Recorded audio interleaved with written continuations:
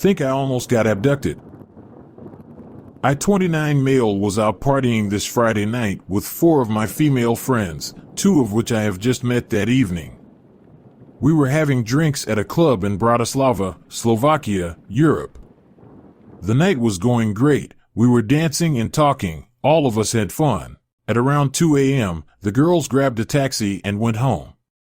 I have stayed a bit more in the club to finish my drink. I have danced on the stage for about 20 minutes, then I have grabbed a taxi and went home. When I arrived on the street where I live, my drink ass realized that I have no keys and I couldn't get home as I live alone. So I called another taxi and went back to the club to look for my keys. First I went to the bar to ask if anybody has brought any lost keys to them that night. Unfortunately, they didn't have my keys, so I started to look for them in the club and every place that I was in that night. I have turned on the flashlight on my phone and have been looking for the keys in a mass of people. About 10 minutes go by and I haven't found anything apart from broken glass and cig butts. I went back to the place where I was initially looking for them. This is the place where we have been having our drinks with the girls. I have started to look for my keys on the sitting benches instead of on the ground. I've had my keys in the inside pocket of my jacket as I always do, and my jacket was placed in the corner of that bench the whole night before I first left. People were sitting on the benches, and they've had their jackets on the benches too.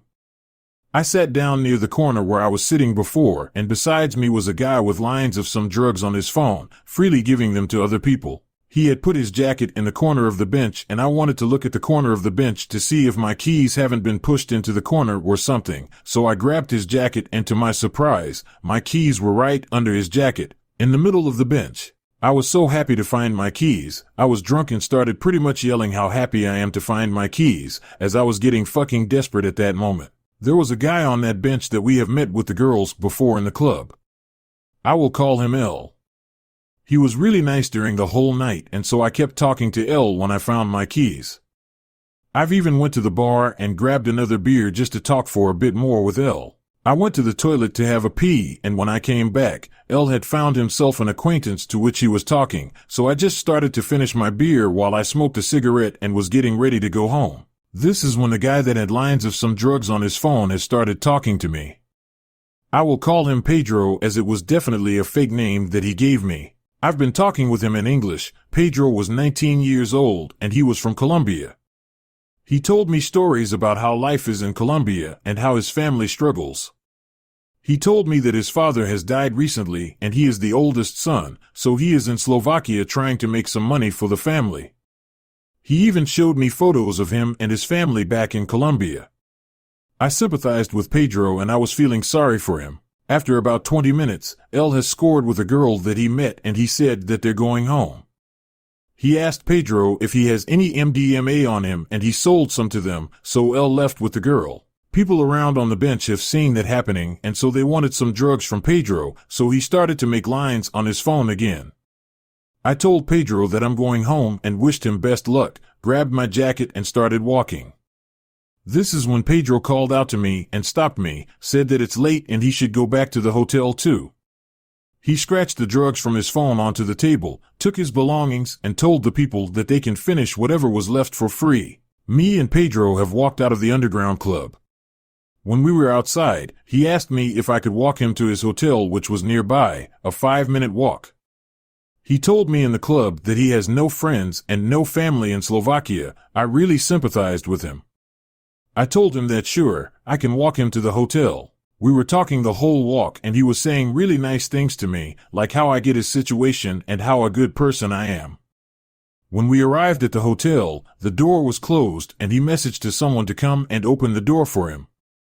He asked if I want to have one last beer with him, to which I said sure, but I will be on my way once we finish the beer. Some girl came and opened the door for us. They have spoken in Spanish as they greeted. The hotel itself didn't really look like a public hotel. There was a reception and stairs up, and on the left was a dining room. Pedro told me to wait for him in the dining room. This was like 5 a.m. already. I went to the dining room and there was a girl sitting with her laptop. I greeted her with holla and sat down. Pedro came after maybe 3 to 5 minutes with 2 open cans of some beverage. There was a parrot and a Jack Daniels logo. The can was in gold color, I think. This is the moment that I should get suspicious and not drink from an open can. My naive and drunk ass overlooked this fact, and I have drank from the can. I was talking with Pedro about all the drug cartels in Colombia and how is their politics fucked up. After about 10 minutes, I started to feel weird and I looked at my phone. My hands and eyes were tingling. I was quickly aware of what was happening now. I turned on the location and mobile data on my phone and I put the phone in a different pocket than I did that night. Pedro started to ask me how I'm feeling, to which my adrenaline levels blown up. I started to think that I'm being abducted by some Colombian human trafficking ring. My sight started to weirdly tingle and the lights were blinding me. My jaw was fucked up as I was pushing my teeth together. I have taken drugs in the past and this felt like a stimulant and a dissociative, which was really weird for me to understand. I tried to keep my voice calm and my mind present. I told Pedro that I know what is going on and I asked him why he gave me a stimulant if he needs me unconscious. Pedro's hand started to shake and he didn't answer to me. The girl at the laptop has looked right in my eyes, the first time that she even moved with her body. Pedro grabbed his phone and started to write to somebody on WhatsApp. I told Pedro that they did a mistake in the dose and that I'm fine apart from having been unknowingly drugged. I think that Pedro had drugged me back in the club while I went to the toilet, which was why he quickly got up when I was leaving. Everything I said, Pedro rewrote to somebody else and he always waited for an incoming message before saying anything to me. I started to talk to the girl too, told her that I don't give a fuck about what are they doing there, but I'm walking out. At one moment, I remember saying that I get what Pedro is doing, but I don't get what the girl's part was in all of this, to which I was pointing my finger at her. Pedro has got a notification on his phone and he told me that he is sorry and I can go home if I want. I didn't respond to him, got my drugged ass up, and as I was walking out of the dining room, I stopped by the girl with her laptop, stared right into her eyes, and I held my right hand up in a fist bump. She looked in my eyes, gave me a fist bump, and did a weird grimace on her face. I walked to the door at the reception, which were closed. I started to kick and punch the doors while yelling, "Open the fucking door." The receptionist did, and I walked out. My heart was pumping, my whole body was shaking. I was feeling both dizzy and awake. I ran to a main street and I was calling my mom to come and get me as fast as possible, but I didn't know where I was. I was feeling dissociated and couldn't really apprehend to what just happened. As I got to a main street where a bus stop was, I started to feel very paranoid. There was a white Mercedes SUV that stopped right in the main road near the bus stop that I stood on. They turned off the car lights and were just standing there. I told all of this to my mom and she told me to look for a camera, so I stood right under a camera which was at the bus stop to make sure that I'm seen. I was feeling and talking weirdly, to which my mom told me to talk to her, to tell her what I can see around me. I have seen a few people that walked to the main street, everybody was on their phone and occasionally looking at me. One guy came close to the bus stop and I approached him while I still had my mom on the phone. I asked him what does he want from me, and he was like, "I'm sorry, do I know you?" To which I said that I'm sorry. After about 10 minutes of me being on the phone with my mom, the white SUV turned on the engine and left off. My mom came by car soon after. I was walking to her car on the road, but I couldn't walk properly.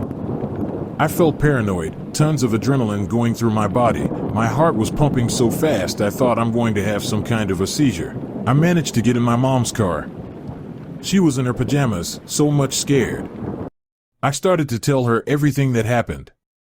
I told her to drive around our city instead of driving me home in case they are following us. We were driving around for maybe an hour, talked about what happened during the night, how the inside of that building looked and all.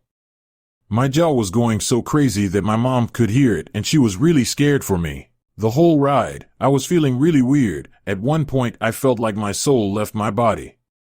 I can't really describe it. I didn't feel like myself, like I'm not real. Lights were blinding me and my vision was blurred and tingling, like my eyes were going up and down all the time. I didn't feel no rushes of euphoria or anything. I thought that they gave me some mix of drugs. I arrived at my home at around 7:30 a.m. My mom stayed at home with me, comforting me. I tried to sleep, but I couldn't. We were talking about going to the police and also about if I'm in any kind of danger anymore. At around 11 a.m. I fell asleep. During this time, my mom cleaned my apartment and my sister came to visit me. I don't know what I would do without my family. One of my girlfriends that was with me during that night came to visit me. As I talked to her, I thought that I got some kind of an episode, like schizophrenic or something, like why the hell would I be a target of something like this? I'm a chubby beardy guy, why would they want to abduct me? I'm afraid of going to the police as our police department and politics are corrupt and they always worked with any kind of mafias as long as I can remember. They would take my testimony, start to investigate, and then they would be stopped by their officials. I still don't fully believe that what happened to me was an experience with human trafficking ring. However, there are so many red flags of it in what I can remember. Like, why would be Pedro scared after I called them out? Why would he stop talking to me unless someone sent him a message on his phone? Why would he even start to message somebody during our conversation? Why the fuck would he drug me without me knowing it? But ultimately, why the fuck would they let me go? So, Pedro, the two girls from the weird hotel, and possibly the Colombian human trafficking ring, let's not fucking meet ever again. The creepy hotel owner who thought he could. After reading many of the stories in this subreddit, it reminded me that I have one I thought I had forgotten. I'm a South American woman, but have been living in the States for about 11 years now. I first moved to Colorado when I was 21, to the small mountain town of Silverthorne. I was recruited by an exchange student program for college students in South America to come to the USA, work and travel during summer break in the South. Up to that point, I had never seen snow in my life, so I was extremely excited to be living in a cold, snowy place for once. I was going to be working at a very popular hotel in the town of Frisco, not too far from the hostel I was living in. The hostel itself had its own creepy stories, but I won't talk about them in details at the moment. That will be for later, perhaps. So far, I didn't know exactly what kind of job I would be doing in the hotel.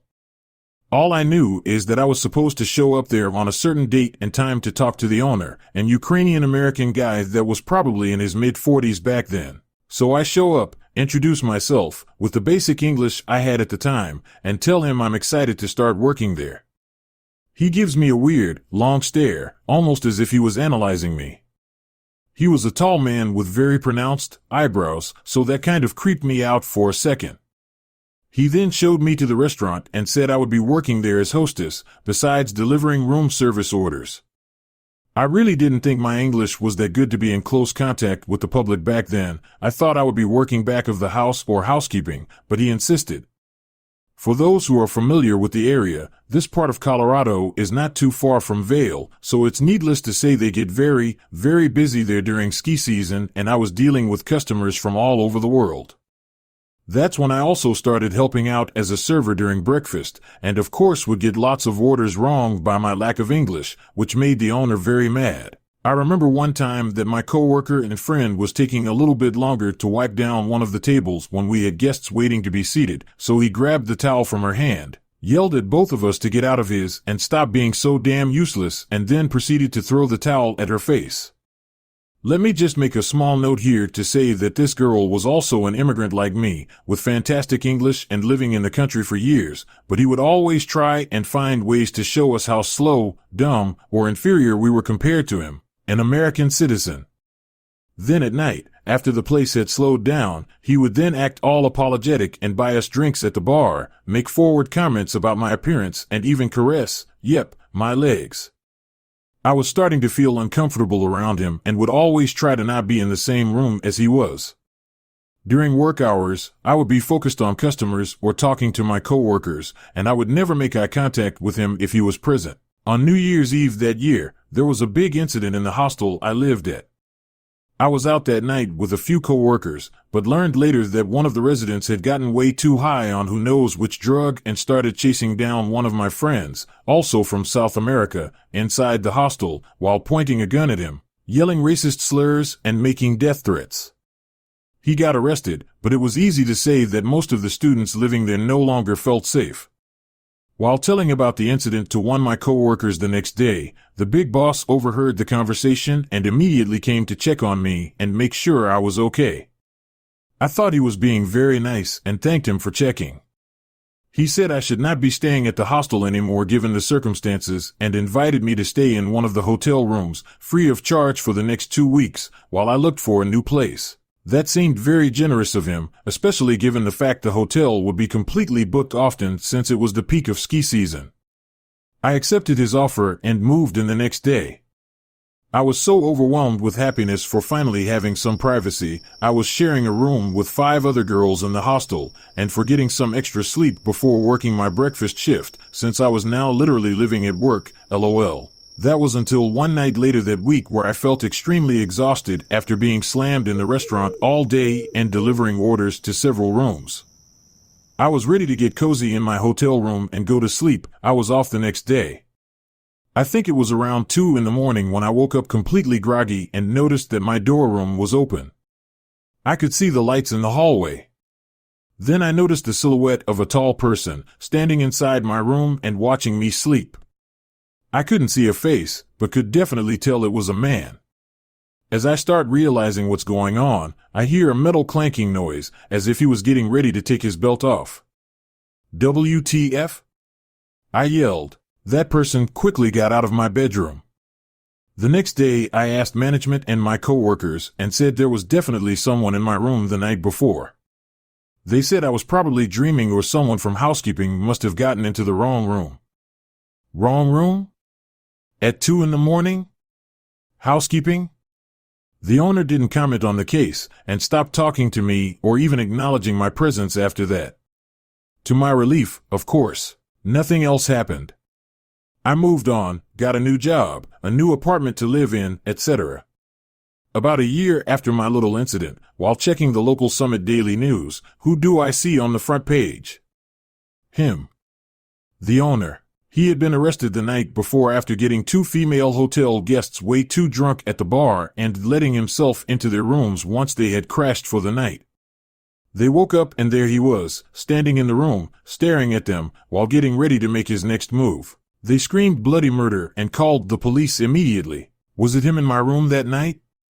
I'm 99% sure it was, but kind of relieved I didn't get to find that out. What creeps me out the most about this situation is that, what about those nights I completely crashed after one too many drinks? You know how the altitude can affect your alcohol tolerance, and oh man, it really did it for me. I'm from the sea level and not a big drinker, but a few times I woke up with 0 memories from the night before. So, the unsettling question is, was that the first time someone got in my room? And how many more guests at this hotel had this happen to them without even realizing it? Mid-90s terror. I grew up in the 1990s, born in the late 80s.